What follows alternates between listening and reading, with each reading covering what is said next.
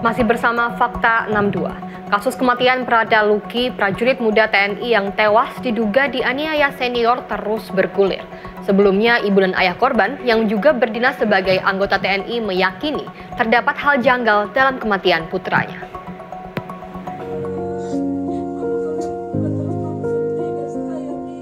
Ibunda Prada Luki, Epi Seprina Mirpe, mengaku sempat ditelepon senior anaknya.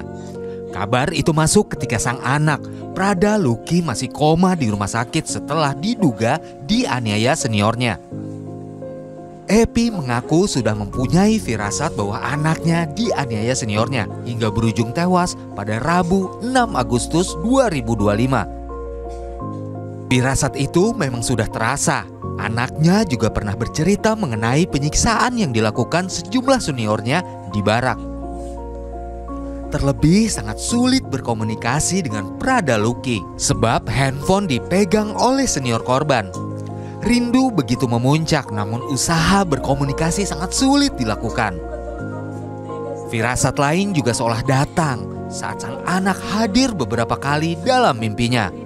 Setahu saya dia waktu minta tolong ke mama angkatnya waktu dia kena pukul pertama di cambuk, dia bilang mama saya dicambuk, dia lari ke bawah ke mama angkatnya, itu badannya telah hancur semua dari tangan dua-dua, kaki, belakang. Mama angkatnya masih kompres, kosong minyak. Dia bilang dia punya senior, dia sebut namanya satu Bamak, satu dan si Intelnya. Dia bilang begitu, mati di medan perang saya terima, itu tugas dia, bela negara, bela bangsa. Ini mati sia-sia di tangan senior. Proses mereka pecat, bila perlu hukuman mati. Ada 20 orang semua, bukan 4 orang saja. Tangisan keluarga sekaligus amarah sang ayah, Sersan Mayor Christian Namo, meminta keadilan. Berteriak di belakang mobil ambulan yang memuat jenazah putra tercintanya, prajurit 2 Luki Sepril Saputra Namo. Sang ayah yang masih kenakan seragam pakaian dinas lapangan khas Matra Darat mempertanyakan kehadiran negara saat anaknya meninggal dengan cara tak wajar. Manusia yang siksa dia akan lebih sengsara dari Luki. Beta sumpah, beta taruhkan demi nyawa, ingat baik, beta taruhkan demi nyawa. Kekesalan sang ayah memuncak lantaran putranya yang baru 2 bulan bertugas di Batalion Teritorial Pembangunan 834 NTT meninggal karena diduga dianiaya para seniornya.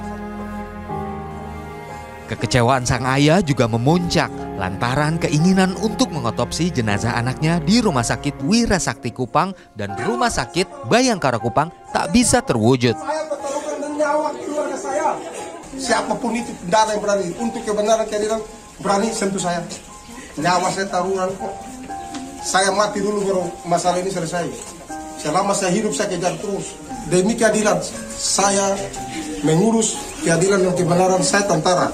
Silakan jalur tentara mengurus keadilan, saya pakai jalur hak asasi saya sebagai manusia. Silakan kau lawan, kau mau tentara, kau mau lawan saya. Penyelidikan masih berlangsung. Kodam 9 Udayana menyebut total 20 prajurit diperiksa sebagai saksi. POM TNI telah menangkap 4 prajurit yang diduga menganiaya Luki dan keempatnya kini ditahan di Subdenpom ND. Yuvenitano melaporkan.